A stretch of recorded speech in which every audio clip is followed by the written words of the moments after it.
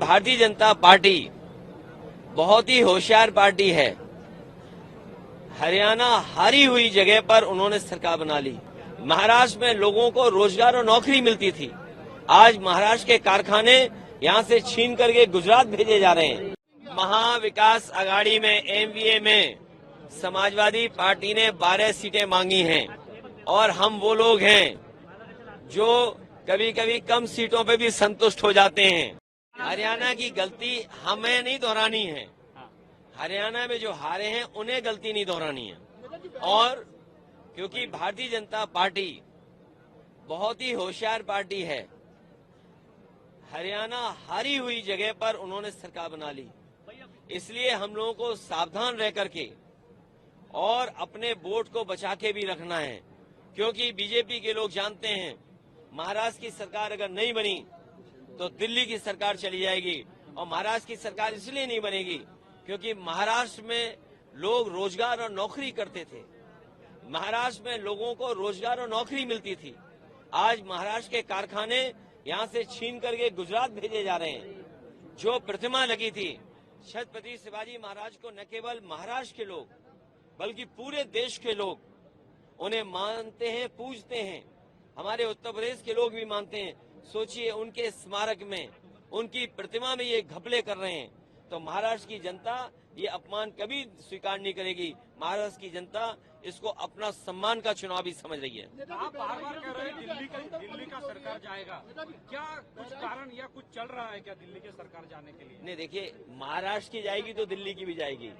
जैसे महाराष्ट्र की सरकार इन्होंने हत्या ली खोखे से, डरा करके और संस्थाओं से दबाव बनवा करके, तो जब महाराष्ट्र की जाएगी और दिल्ली की भी सरकार इनकी अपनी सरकार नहीं है, वो भी सहयोगी सरकार है। पता नहीं वो दो साथी कब चले जाएं या कब उनका साथ छोड़ दें।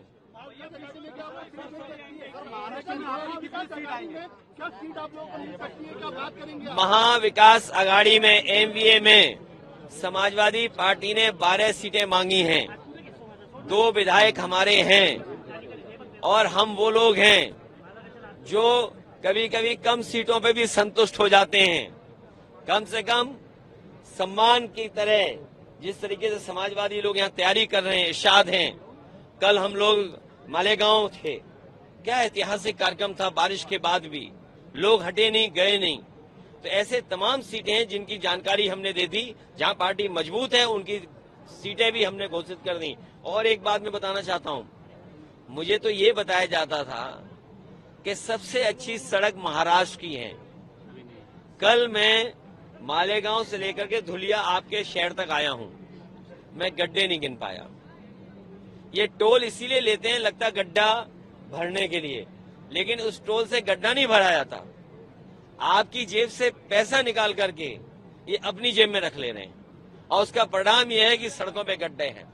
हमारे यहाँ उत्तर प्रदेश में जो सड़कें बनी हैं उसमें आप हवाई जहाज उतार सकते हैं, और जिस समय समाजवादी लोगों ने सुकोई, मिराज और हरक्यूलिस सड़क पे उतारा था, उसी समय देश के प्रधानमंत्री जी, देश के सड़क मंत्री ने ये कहा था कि हम ऐसी 30 हाईवे बनाएंगे जिन पर हवाई जहाज उतर सकता है।